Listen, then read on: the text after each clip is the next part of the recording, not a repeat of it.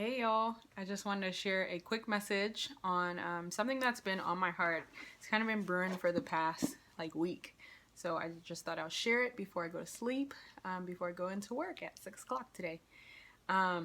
So, God always tells us that it's important that we move by faith and not by sight. But the thing that we're having faith for, even though we don't see it in the natural, we're already seeing it in the spiritual realm. We're already seeing it with our spiritual mind. We're envisioning that thing before it actually comes to pass, and that's what faith actually is.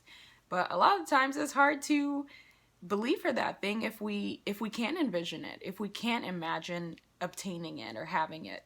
And I know that's something that I struggle with in certain areas of my life. And I was reading through 2 Kings, and this is something that really touched me. So it's 2 Kings chapter 6. So Elijah the prophet was always helping out the king of Israel. He would always warn him whenever any of his enemies were coming to attack. He would say, hey, bruh, when you get to this place, watch out, be careful, because these people are going to try and attack you. So one of the enemy kings had a meeting with all the other bad enemy kings and was like, hey, so which one of y'all is telling on us? Who's giving away our secrets anytime that we're trying to attack? That the Israelites already know. How is this taking place? And one of them said, no, it's not any of us. It is actually Elijah the prophet. He actually hears the words that you speak while you're in your bedroom.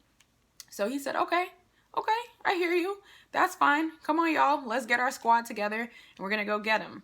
So the next morning, Elijah's servant actually goes out early in the morning and he sees all of the enemies, all of their chariots and horses surrounding the entire city, and he freaks out.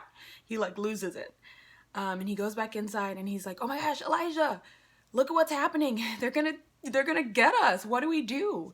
And here's what the man of God, Elijah, tells his servant. Elijah said, this is 2 Kings 6:16. Don't be afraid, for those who are with us outnumber those who are with them. Then Elijah prayed, Lord, please open his eyes and let him see. So the Lord opened the servant's eyes, and he looked and he saw that the mountains was covered with horses and chariots of fire all around Elijah. So that's something that I am praying for in my life, and I'm praying over you guys as well, is that the Lord will open our eyes so that we can actually see what he sees for us, that we can actually believe that thing that he believes for us, that our spiritual eyes can be open so that we can see that thing. Because sometimes it gets hard. When all we're seeing is pain, when all we're seeing is struggle, when all we're seeing is brokenheartedness, it's hard to believe that there can be something different in our story. So sometimes it's important for us to pray that prayer that, Lord, open up our eyes so that we can see it. Because in the natural, all they saw was the enemy's chariots around them.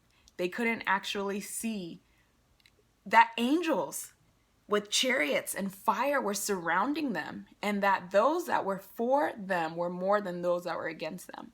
And that's something that I pray over my life, and that I pray over you guys as well, is that, Lord, you can open our eyes that we can see that thing that you call for us to believe for, that you are standing in agreement, that our faiths can be built up to believe for that thing, to believe for our spouse, to believe that we can get into that job position, to believe that we can get that scholarship for school, to believe that our families can be healed.